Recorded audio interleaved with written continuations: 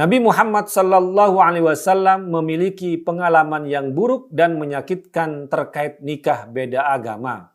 Karena putrinya Sayyidah Zainab radhiyallahu anha pernah dalam kondisi pernikahan berbeda agama dengan Abul As bin Ar-Rabi' yang masih mengikuti ajaran musyrik pagan orang-orang Mekah saat itu ketika ajaran Islam mulai didakwahkan.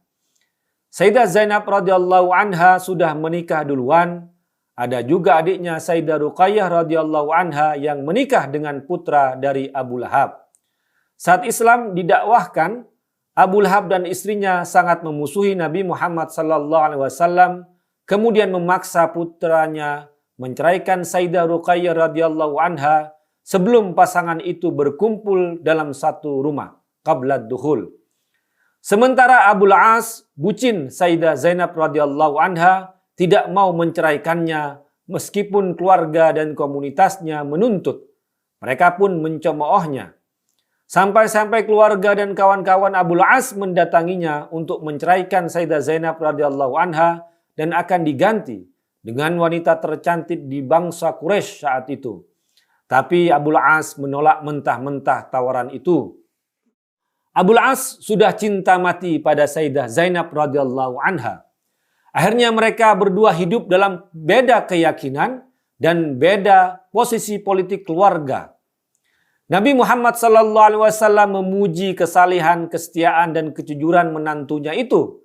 Namun beliau melihat putrinya Zainab menderita dan terpisah dari keluarga Nabi Muhammad sallallahu alaihi wasallam karena ia terikat dan terjebak dalam keluarga suaminya di Mekah. Sedangkan Nabi Muhammad sallallahu alaihi wasallam sudah harus hijrah, pindah ke Madinah.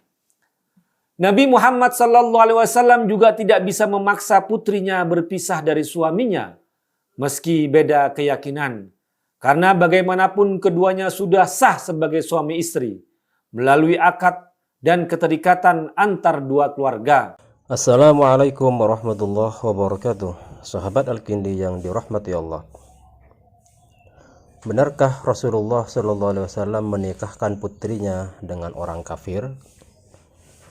Sempat viral kemarin, Guntur Romli, dedengkot liberal, menjustifikasi pernikahan beda agama dengan pernikahan salah satu putri Rasulullah Shallallahu Alaihi Wasallam, yakni Zainab yang menikah dengan Abul As bin Rabi.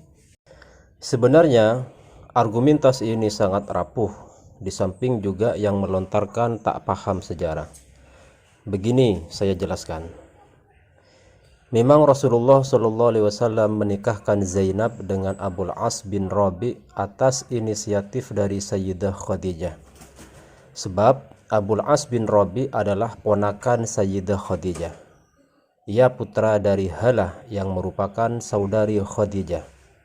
Dengan demikian, Zainab dan Abul As adalah sepupu. Dari pernikahan ini lahirlah seorang cucu Rasulullah Shallallahu Alaihi Wasallam, yakni Umamah. Umamah inilah yang disebut dalam hadis dibawa oleh Rasulullah Shallallahu Alaihi Wasallam saat sholat, sebagaimana hadis riwayat Imam Al-Bukhari. Kana yusalli wa huwa hamilu Umamah binti Zainab binti Rasulullah sallallahu alaihi wasallam wa li Abil As bin Rabi'ah fa idza sajada wada'aha wa idza qama hamalaha, rawahul Bukhari.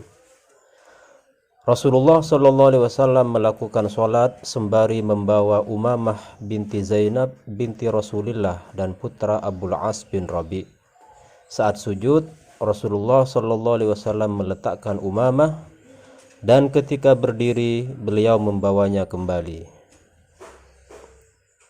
Namun perlu dicatat, pernikahan itu terjadi saat Rasulullah Shallallahu Alaihi Wasallam belum mengemban risalah kenabian, artinya belum menjadi utusan. Dengan demikian, ini tak bisa dibuat acuan bolehnya pernikahan lintas agama. Pernikahan keduanya tetap berlangsung saat Rasulullah Shallallahu Alaihi Wasallam sudah menerima wahyu.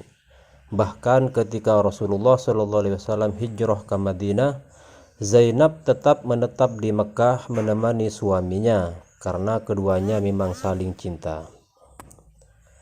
Baru pada tahun ke-6 Hijriah, tepatnya pasca perjanjian Hudaibiyah, turunlah perintah tentang tidak halalnya pernikahan lintas agama, yakni ayat lahunna hillul lahum walahum yahilluna lahun. Wanita-wanita musyrik tidak halal bagi laki-laki muslim, dan laki-laki muslim juga tak halal bagi perempuan musyrik. Dengan turunnya ayat ini menjadi awal mula diharamkan pernikahan lintas agama.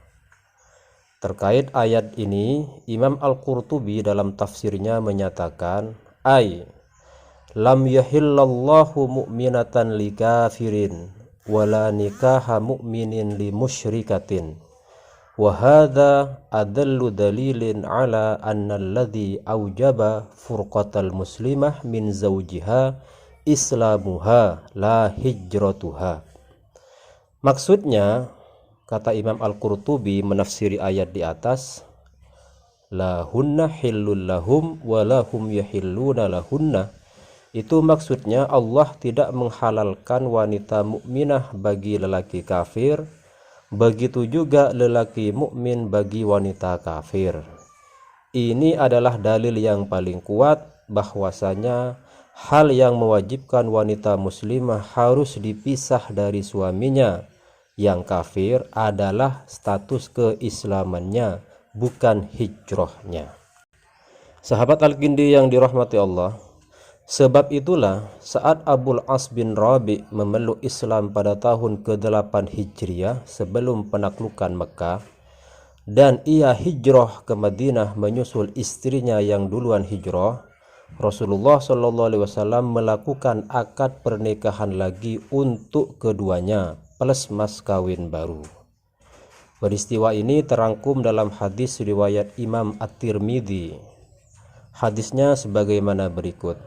An Amr bin Shu'aib an abihi an jaddihi anna Rasulullah SAW radda ibnatahu Zainabah alal Asi bin Rabi bimahrin jadidin wa nikahin jadidin.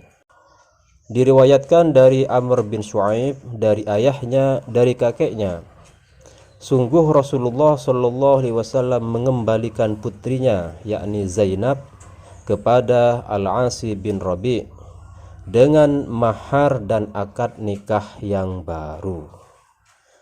Nah, hadis ini menunjukkan bahwa pernikahan pertama sebelum Rasulullah mengemban risalah dan sebelum adanya ayat yang menjelaskan tentang haramnya pernikahan lintas agama, pernikahan keduanya antara Abul As bin Rabi dan Zainab itu dianggap batal dan tidak sah, sehingga dinikahkan lagi setelah keduanya sama-sama memeluk Islam.